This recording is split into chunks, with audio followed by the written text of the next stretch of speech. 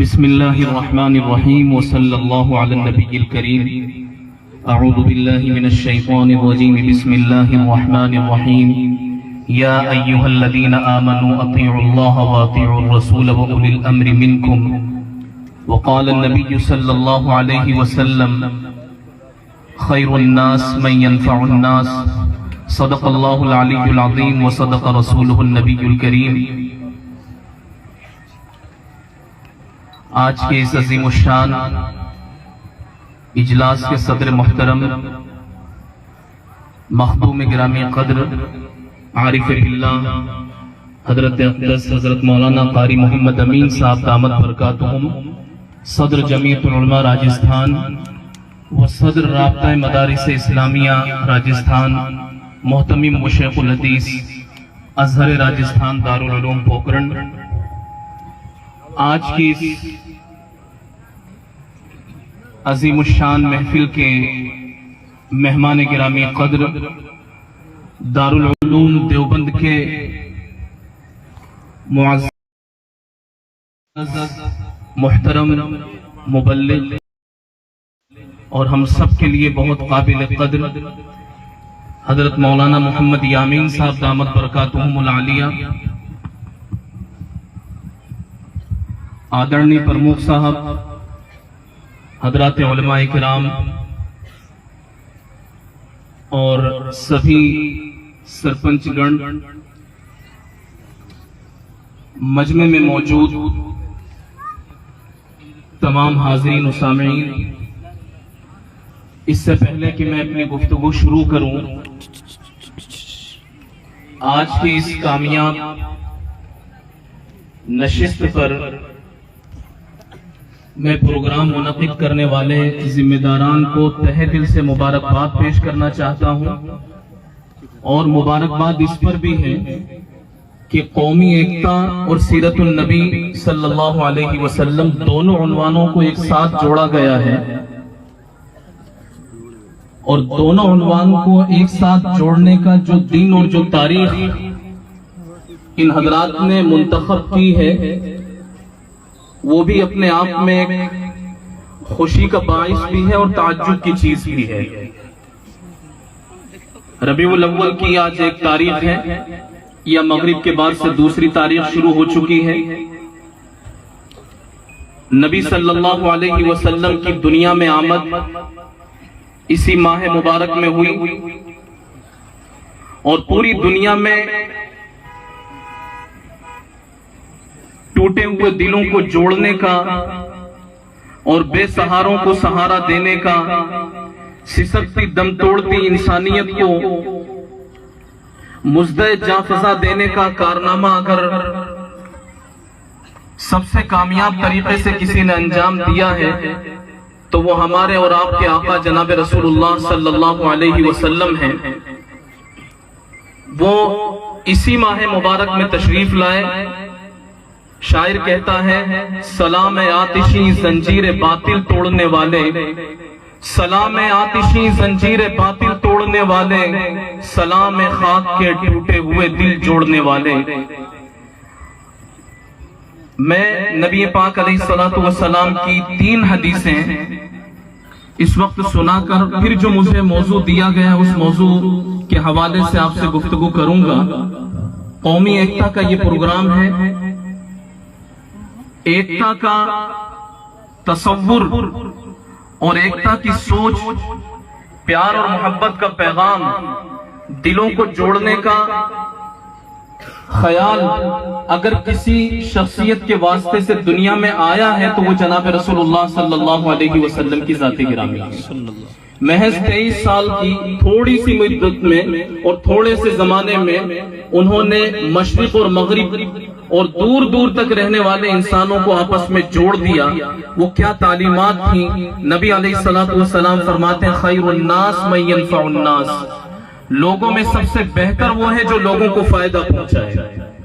ہماری وجہ سے ہم کسی بھی سطح پر ہوں، کسی بھی حیثیت کے ہوں، किसी भी मजहब के हों, किसी भी नजरिए के हों, किसी भी ख्याल के हामी हों, लेकिन हमारी वजह से हमारे साथ रहने वाले, हमारे मुल्क में बसने वाले, हमारे देश में रहने वाले तमाम लोगों को हमारी वजह से फायदा पहुंचना चाहिए। नबी अलैहिस्सलातु वस्सलाम फरमाते खैरुन्नास मन यनफउन्नास, जो लोगों को फायदा पहुंचाएगा वो लोगों में सबसे बेहतर इंसान कहलाएगा।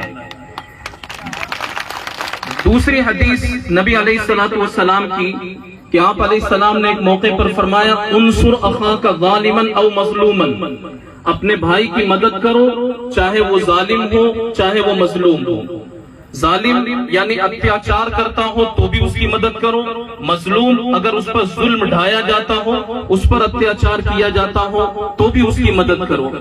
पूछने वालों ने पूछा कि या रसूल अल्लाह, जिस पर अत्याचार किया जा रहा हो, जिस पर जुल्म ढाया जा रहा हो, जिसको परेशान किया जा रहा हो, उसकी मदद की जाए, ये बात तो समझ में आती है, लेकिन जो जालिम हो, जो बस्तियों को उजाड़ देने वाला हो, जुल्म ढाने वाला हो, अत्याचार करने वाला हो, उसकी मदद कैसे करें? नबी अलैहिस्सलातु वस्सलाम ने, हमारे और आपके प्यारे आका जनाब रसूलुल्लाह सल्लल्लाहु अलैहि वसल्लम ने फरमाया, उस जालिम के और उस अत्याचार करने वाले के हाथ को बढ़ करके पकड़ लो और उसको जुल्म करने से, अत्याचार करने से, दुनिया में खून खराबा करने से, लोगों को परेशान करने से रोक दो, ये उसकी मदद करना है।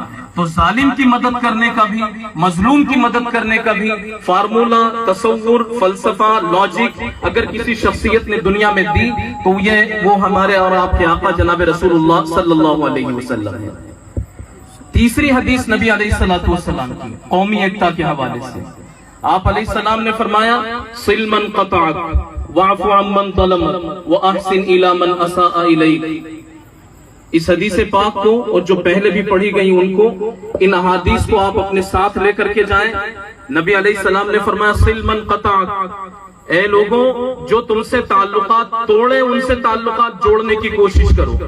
जो जोड़ करके रखता है, बना करके रखता है, हमारे यहाँ आना जाना रखता है, अपने प्रोग्रामों में हमें बुलाता है, उसको बुलाना, उसके यहाँ आना जाना और उससे बातचीत बना करके रखना तो आसान है, लेकिन हुजूर एक दूसरी बात फरमाते हैं सिल मन क़तअक, जो तोड़ रहा हो उससे जोड़ो, वाफ़ु अम्मन ज़लमक, और जो तुम्हें सता रहा हो उसको परेशान, जो तुम्हें सता रहा हो, परेशान कर रहा हो, वाफ़ु, उसको माफ कर दो। कलेजा अपना बड़ा रखो। जुल्म करने वाला, अत्याचार करने वाला जुल्म करते करते और तुम पर सितम ढाते ढाते एक दिन थक जाएगा, तुम उसको माफ करते रहो। नबी अलैहिस्सलातु वस्सलाम ने इसके न जाने कितने नमूने पेश किए कि किसी ने किसी तरह हमारे और आपके आका जनाब रसूलुल्लाह सल्लल्लाहु अलैहि वसल्लम को सताया, परेशान किया, आपने सबको दरगुजर किया और माफ किया।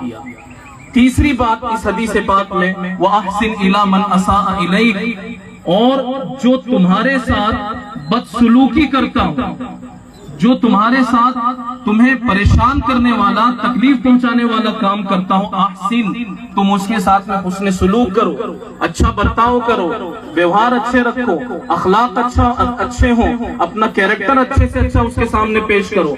तो ये हमारे और आपके आका जनाब रसूलुल्लाह सल्लल्लाहु अलैहि वसल्लम की तालीम है। जो तुमसे तोड़े तुम उससे जोड़ो, जो तुम्हें परेशान करे तुम उसको माफ करो, और जो तुम्हें सताए, तुम्हें नागवारी पहुंचाए, ऐसे शख्स के साथ तुम उसने सुलूक करो, अच्छे अखलाक, अच्छे व्यवहार के साथ में पेश आओ। कौमी एकता के इस प्रोग्राम से अगर नबी पाक अलैहिस्सलातु वस्सलाम की इन अहादीस को आप अपने साथ लेकर के जाएं और इस पर अमल करें, इंशाअल्लाह कौमों में एकता भी आएगी, इत्तेहाद भी होगा, दिल भी जुड़ेंगे, और हम सब प्यार मोहब्बत के साथ एक गुलदस्ते में, अलग अलग फूल जिस तरीके से होते हैं लेकिन गुलदस्ते में सभी रहते हैं, हम एक गुलदस्ते में इस तरीके से सजे सजाए रहने लगेंगे। मुझे हुक्म हुआ है जमीयतुल उलमा की तारीख बयान करने का। चंद मिनटों में मैं अपनी बात समेटने की कोशिश करूंगा। 1866 मुल्क के लिए, इस देश के लिए एक अजीब व गरीब तारीख है, एक इनकलाब है। बहादुर शाह जफर, उनका दौर और उनका सिलसिला 1857 को खत्म कर दिया गया था। फिर 1857 के बाद के जो हालात थे इस देश में, वो इंतहाई खतरनाक, परेशान कुन, हर एक के लिए, देशवासी चाहे हिंदू हो या मुस्लिम हो, सिख हो, जो भी यहाँ के रहने वाले और असल बाशिंदे थे, मूल निवासी थे, उन सब पर अंग्रेजों की तरफ से, ब्रिटिश साम्राज्य की तरफ से अत्याचार का और जुल्म का वो बाजार गर्म था जिसको मौर्रिख तारीख में बयान करते करते कहीं रो पड़ता है, कहीं मौर्रिख की सिसकियां हैं, कहीं उसकी रोने की आवाजें हैं, कहीं उसके धुंधले अल्फाज हैं। ऐसा अजीब व गरीब मंजरनामा था 1857 के बाद का। तो ऐसे माहौल में हमारे कुछ बुजुर्गों ने चाहा कि अब इस देश को बचाने के लिए कोई नई रणनीति और कोई नया फार्मूला, कोई नया तरीका और कोई नया इकदाम करना चाहिए। तो 1866 में दारुल उलूम देवबंद का कयाम हुआ, दारुल उलूम देवबंद की स्थापना हुई। हजरत मौलाना मोहम्मद कासिम साहब नानोतवी रहमतुल्लाह अलैह और उनके साथ बहुत से लोग थे, उन्होंने दारुल उलूम देवबंद को कायम किया। दारुल उलूम देवबंद को कायम क्यों किया गया? स्टेज पर सब पढ़े लिखे लोग बैठे हुए हैं। अगर इतिहास पढ़ा होगा सबने तो ब्रिटिश साम्राज्य में जहर, ब्रिटिश साम्राज्य जो इस मुल्क में कायम हुआ था उसमें जहर घोलने वालों में एक बड़ा नाम है लॉर्ड मैकाले का। लॉर्ड मैकाले ने एक जुमला कह दिया था 1857 के बाद कि अब इस मुल्क में हम बहुत जल्दी एक ऐसा निजाम तालीम लेकर के आएंगे और शिक्षा का एक ऐसा निजाम बर्पा करेंगे कि इस मुल्क में रहने वाले शक्ल और सूरत के एतबार से तो हिंदुस्तानी होंगे, लेकिन सोच और फिक्र के एतबार से वो इंग्लिस्तानी होंगे। लॉर्ड मैकाले का जब ये जुमला सुना गया तो मुसलमानों के जो रहनुमा थे और इस मुल्क के जो रहनुमा थे उनका खून खोल गया और उन्होंने चाहा कि अब इस मुल्क के हालात को बदलने के लिए कुछ नए इकदाम और कोई नया कदम उठाने की जरूरत है। उस माहौल में 1866 में दारुल उलूम देवबंद का क़याम अमल में आया और दारुल उलूम देवबंद जब कायम हुआ तो सबसे पहले जो पढ़ने के लिए तालिब इल्म आए हजरत मौलाना महमूद हसन साहब देवबंदी रहमतुल्लाह अलैह, वो सबसे पहले पढ़ने वाले तालिब इल्म थे, स्टूडेंट उस इदारे के। वो कहा करते थे कि दारुल उलूम देवबंद क्यों कायम हुआ है, दारुल उलूम देवबंद क्यों कायम हुआ। मेरे उस्ताद ग्रामी कद्र हजरत मौलाना मोहम्मद कासिम साहब नानोतवी रहमतुल्लाह अलैह ने दारुल उलूम देवबंद जब कायम किया था वो मंजर पूरा मेरी निगाहों के सामने है। दारुल उलूम देवबंद को इसलिए कायम किया गया था कि इस मुल्क को अंग्रेजों के पंजों से छुड़ाया जा सके और उनके चुंगल से इस मुल्क को आजाद कराया जा सके। दारुल उलूम देवबंद को इसलिए कायम किया गया था कि इस मुल्क में मुसलमान अपने इस्लामी तौर तरीके, इस्लामी इबादत, इस्लामी मुआमलात को सीख कर सही ईमानी और इंसानी जिंदगी गुजार सके, इसलिए दारुल उलूम देवबंद को कायम किया गया था। और अंग्रेज मौर्रिख ये लिखता है हिस्टोरिकल हजरत मौलाना महमूद हसन साहब देवबंदी रहमतुल्लाह अलैह के बारे में कि यह एक ऐसा शख्स है कि अगर इसको जला भी दिया जाए, इसको जलाया जाए तो इसकी जो राख होगी, इसकी राख में से भी अंग्रेज दुश्मनी की बू आएगी। ये हमसे इतनी दुश्मनी करता है। बहरहाल उन्होंने इस मुल्क को आजाद करवाने के लिए बहुत सी रणनीतियां बनाई और तरह तरह के फार्मूले। रेशमी रुमाल भी उन्हीं का एक फार्मूला है, रेशमी रुमाल भी उन्हीं की एक तहरीक है। रेशमी रुमाल की तहरीक को लेकर के मौलाना दुनिया भर में फिर रहे थे और अगर रेशमी रुमाल की वो तहरीक कामयाब हो जाती, इस मुल्क का नक्शा ही कुछ और होता, इस मुल्क का नक्शा ही कुछ और होता। लेकिन अल्लाह को जो मंजूर होता है वो होता है। तहरीक रेशमी रुमाल वो राज फाश हो गया और हजरत मौलाना महमूद हसन साहब देवबंदी रहमतुल्लाह अलैह को माल्टा की सलाखों के पीछे डाल दिया गया।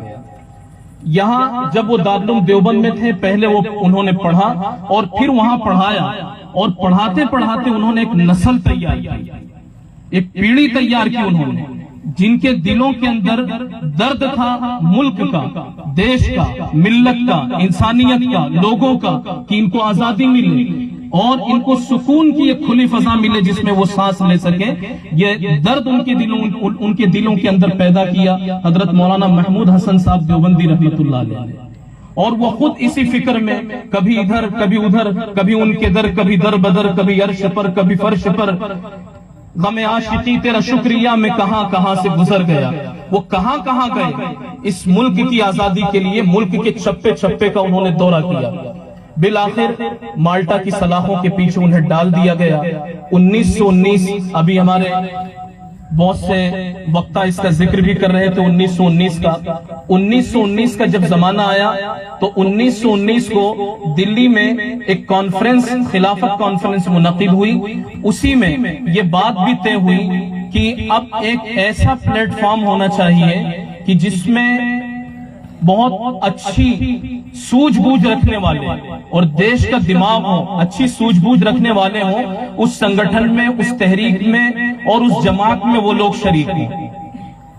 1919 में ये बात तय हो रही थी, मशवरा चल रहा था और 1919 में ही 23 नवंबर 1919 को ये मशवरा हुआ और जमीयत उलमा हिंद के नाम से एक तहरीक की स्थापना कर दी गई, एक तंजीम और एक जमात और एक जमइयत बना दी गई, जिसके सबसे पहले सदर हजरत मौलाना किफायतुल्लाह साहब दहलवी नव्वरल्लाहु मरक़दहु तय हुए।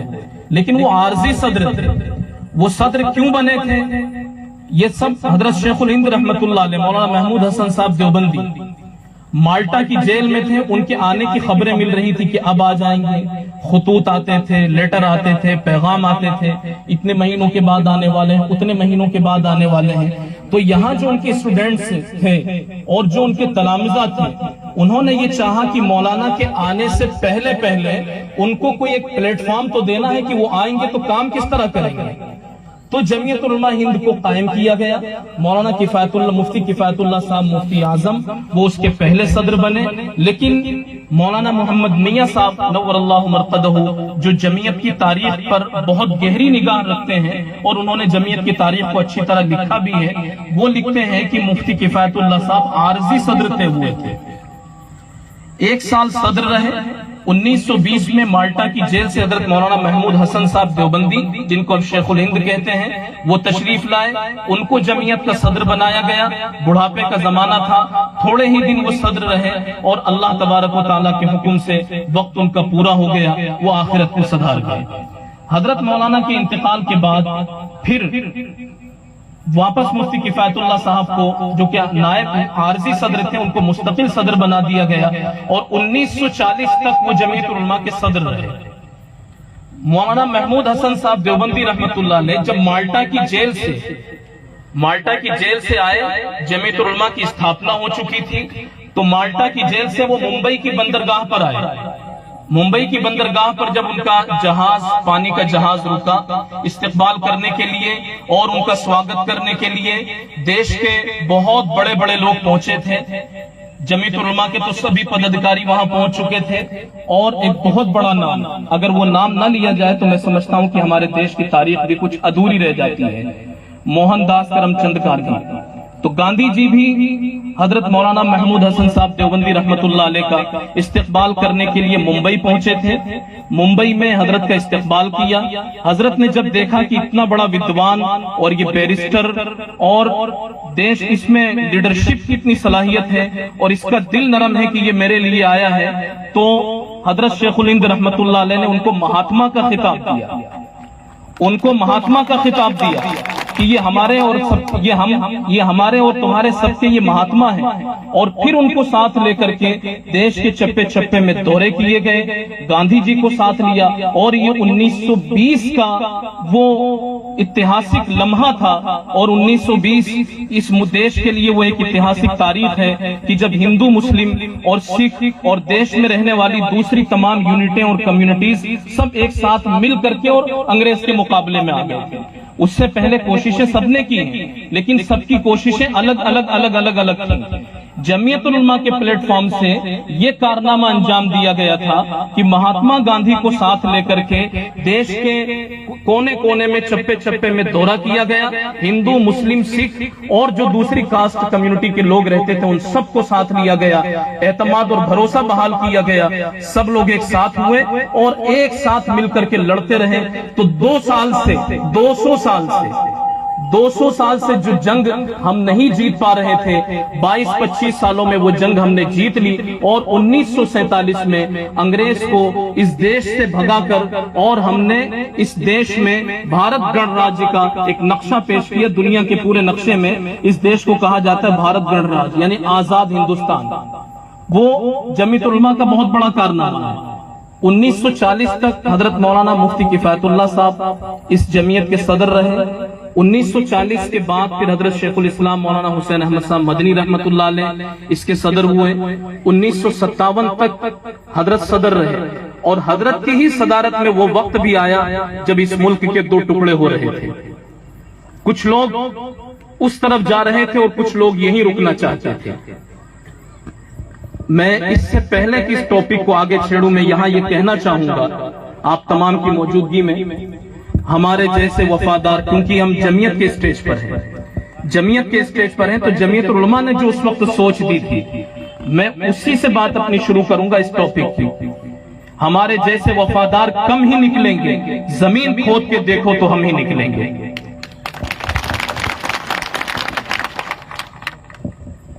حضرت مولانا حسین احمد صاحب مدنی رحمت اللہ علیہ کی صدارت کا دور ہے. 1940 سے دور شروع ہو گیا ہے.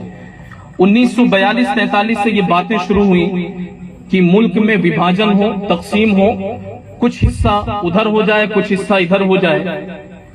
تو وبھاجن کی سختی کے ساتھ مخالفت کرنے والی اگر کوئی تحریک تھی، کوئی سنگٹھن تھا، کوئی تنظیم تھی، کوئی جماعت تھی، تو وہ جمعیت العلماء تھی. وہ جمعیت العلماء تھی کہ جس نے وبھاجن کی مخالفت کی، جس نے دیش کے ٹکڑے ہونے کی مخالفت کی اور یہ کہا کہ ہم اسی دیش میں رہیں گے اور یہاں دیش میں جو لوگ ہمارے ساتھ برسوں سے چلے آ رہے ہیں، ہمارے پرکھوں اور پروجوں کے دور سے جو ہمارے ساتھ چلے آ رہے ہیں، ہم انہی کے ساتھ میں رہیں گے اور انہی کے ساتھ رہنے میں ہم عافیت محسوس کرتے ہیں. ہم اپنا ٹکڑا لے کر الگ جانے کے لیے تیار نہیں ہیں. ہم اسی کو اپنا دیش سمجھتے ہیں، یہیں رہیں گے اور یہاں کے پانی سے ہم نے پہلے وضو کیا ہے. اس دھرتی کو ہم نے سجدے سے آباد کیا ہے.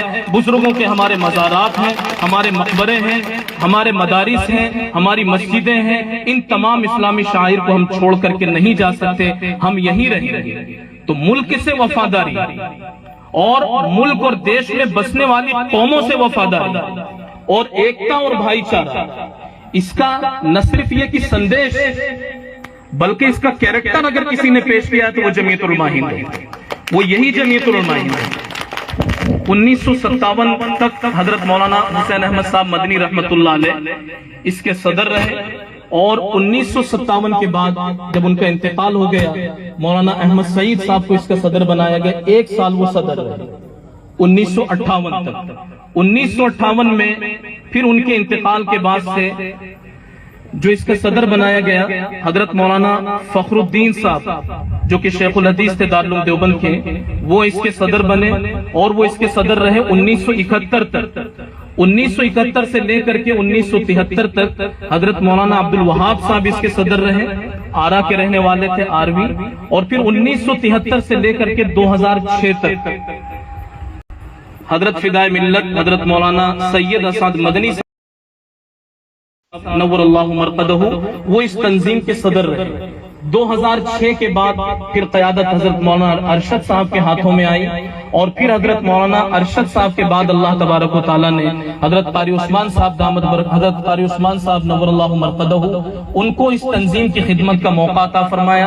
2008 سے لے کر کے تقریباً 2019-20 تک وہ اس تنظیم کے صدر رہے اور ان کی وفات کے بعد اب یہ پرچم اور یہ جھنڈا جس شخصیت کے ہاتھ میں ہے وہ ہے قائد جمعیت، ہم سب کے مخدوم، ہم سب کے بزرگ محترم حضرت مولانا سید محمود اسعد مدنی صاحب دامت برکاتہ.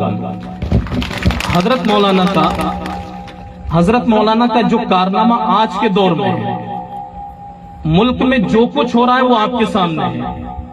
پورو وقتاؤں نے، سابق خطیبوں نے یہ بات ذکر بھی کی ہے کہ دیش کے حالات کس طریقے سے چل رہے ہیں. لیکن میں 2-4 منٹ اور آپ سے لیتا ہوں. جمعیت کا فارمولہ کیا ہے کام کرنے کا؟ جمعیت کے کام کرنے کے 4 طریقے ہیں. جمعیت العلماء جو کام کرتی ہے، خدمت کرتی ہے، اس کے 4 طریقے ہیں. پہلا طریقہ ہے اس کا عدم تشدد، اہنسا.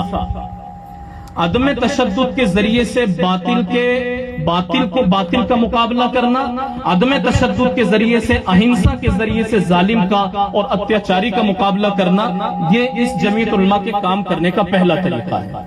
عدم تشدد کی راہ سے ظلم کا خاتمہ کرنا، عدم تشدد کی راہ سے ظالم کو الٹے پاؤں چلنے پر مجبور کر دینا، یہ کام کرنے کا طریقہ ہے جمعیت العلماء کا. दूसरा जो काम करने का तरीका है जमीयत उलमा का, फिरका वारियत से इज्तिनाब। फिरका वारियत, आपस में दूरियां, दरारें पैदा करना, और हिंदू अलग है, मुस्लिम अलग है, फिर मुसलमानों में कोई देवबंदी है, कोई बरेलवी है। और ये जमीयत उलमा का ये पैगाम है कि हिंदू मुस्लिम सिख ईसाई आपस में है, सब भाई भाई। अजमेर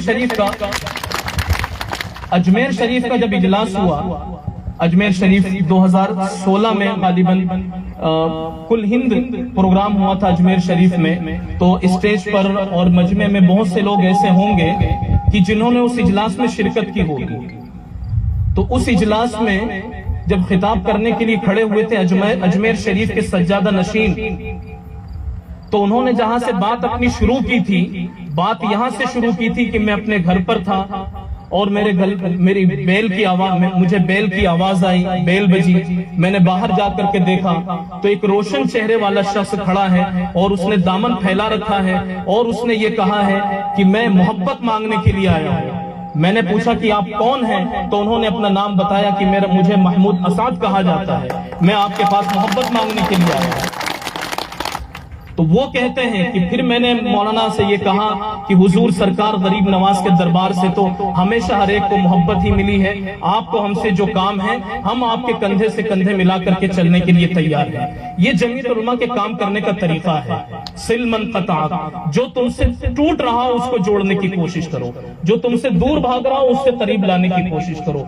फिरका वारियत के जरिए से, नफरतों के जरिए से, दूरियां पैदा करने के जरिए से इंसानियत में और मानवता में हमेशा तबाही आई है और आइंदा भी अगर ऐसा किया जाएगा तो तबाही आती रहेगी।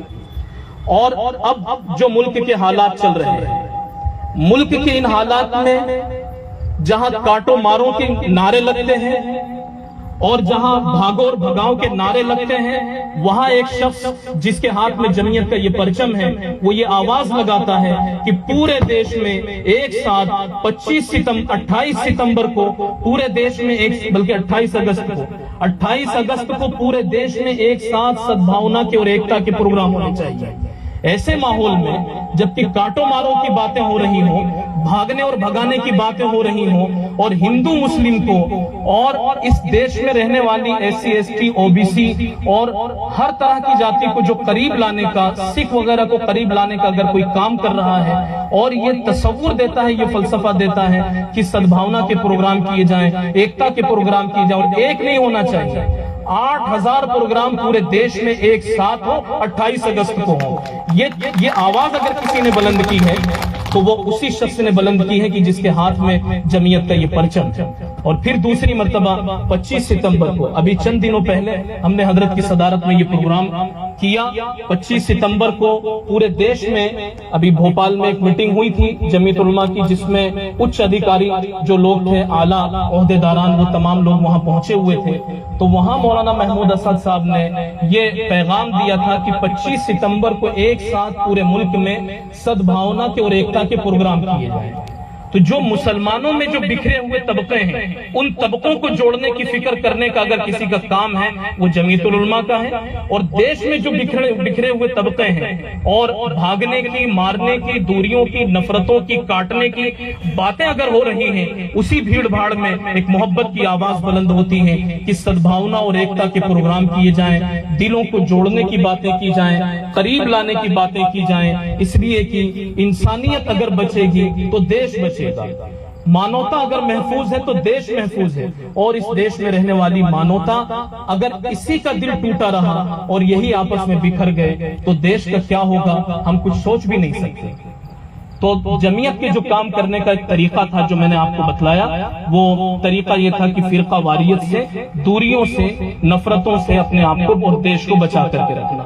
तीसरा तरीका है इसके काम करने का जमहूरियत की हिफाजत, जमहूरियत की हिफाजत करके। चौथा जो तरीका है इसका काम करने का वो ये है कि सियासत से दूर रह करके काम किया जाए, यानी कि मिन हैसुल जमात के एतबार से जमईयत कभी ऐसी नहीं होगी कि ये अपने नुमाइंदगान उम्मीदवार की हैसियत से खड़े कर दें कि इसके भी सरपंच बनने लग जाएं और इसके भी MLA बनने लग जाएं और इसके भी, ऐसा कभी नहीं होगा। हाँ, जाती एतबार से अगर कोई शख्स सियासत से दिलचस्पी लेता हो उसको इजाजत भी रहती है, لیکن اس کا کام یہ ہوتا ہے کہ یہ سیاست سے دور رہ کر کے اور خدمت کے طور پر لوگوں کے دلوں کو جوڑنے اور ملک و ملت کو بچانے کا کام یہ جمعیت العلماء کرتی ہے۔ جمعیت العلماء کے اس اسٹیج سے میں آپ سے یہ کہنا چاہتا ہوں کہ آپ اپنی ذمہ داریوں کو سمجھیے۔ آج کا دور یہ ہے، خدا نخواستہ آپ کے ذہن میں یہ نہ آئے کہ قیادت گم ہو چکی ہے، لیڈرشپ نہیں ہے، لیڈرشپ ہے، قیادت باقی ہے۔ قیادت کو پہچاننے کی کوشش کیجئے۔ ہمارے درمیان ہمارے صدر محترم تشریف فرما ہے، حضرت مولانا محمود اسد صاحب موجود ہیں اور دوسرے بھی تمام ذمہ داران ہیں، جمعیت علماء ہیں۔ اس تحریک کو مضبوط بنانے کی اور اس جھنڈے کو اور بلند کرنے کی اور آپس میں جوڑ اور اتحاد پیدا کرنے کی کوششیں کیجئے، اور یہ وعدہ کر کے جائیے یہاں سے کہ ہم اس ملک میں، اس دیش میں آپس میں بھی پیار محبت رکھیں گے، اور دیش میں جتنی بھی قومیں یہاں آباد رہتی ہیں ان سب کے ساتھ ہم پیار محبت اور ایکتا کا، نرمی کا، معاف کرنے کا، قریب کرنے کا معاملہ کریں گے۔ سب تیار ہیں اس کے لیے؟ انشاءاللہ العزیز۔ اللہ تبارک و تعالی ہمارے اس مل بیٹھنے کو قبول فرمائے۔ قومی ایکتا کا یہ پروگرام ہے۔ بات میں اس شعر پر ختم کرتا ہوں کہ روشنی کا کچھ نہ کچھ امکان ہونا چاہیے، اور اس سے پہلے اگر یہ بھی عرض کر دوں تو جمعیت علماء کی میں نے تاریخ آپ کو سنائی ہے پوری، آپ کو اندازہ لگا ہوگا کہ جمعیت علماء کا کارنامہ کیا ہے۔ یہ پچھلا کارنامہ تھا۔ آج کے دور میں اسکول قائم کرنا، تعلیم کو بڑھاوا دینا اور پیڑیتوں کو سہارا دینا، جو جیل کی سلاخوں کے پیچھے ہیں اور بے قصور ہیں ان کو آزادی دلوانا، جو ودوا ہیں، لاچار ہیں، ان کا سہارا بننا، یہ کام اگر کسی کا ہے تو وہ جمعیت العلماء کا ہے۔ بہت مضبوطی کے ساتھ جمعیت العلماء اس کام کو کرتی ہے۔ جمعیت کی طاقت بنے، جمعیت کو مضبوط کریں، اور یہ دیکھیں کہ چراغوں کی لو سے ستاروں کی ضو تک، چراغوں کی لو سے ستاروں کی ضو تک، جہاں رات ہوگی وہاں ہم ملیں گے۔ یہ جمعیت علماء کا کارنامہ ہے۔ جہاں اندھیرا ہوگا، جہاں روشنی کی کمی ہوگی، کوئی بزم ہو، کوئی انجمن، یہ شعار اپنا قدیم ہے، جہاں روشنی کی کمی ملی وہیں ایک چراغ جلا دیا۔ یہ ہمارا کارنامہ ہے جمعیت علماء کا۔ روشنی کا کچھ نہ کچھ امکان ہونا چاہیے، روشنی کا کچھ نہ کچھ امکان ہونا چاہیے، بند کمرے میں بھی روشن دان ہونا چاہیے۔ ہندو مسلم چاہے جو لکھا ہو ماتھے پر، مگر آپ کے سینے پہ ہندوستان ہونا چاہیے۔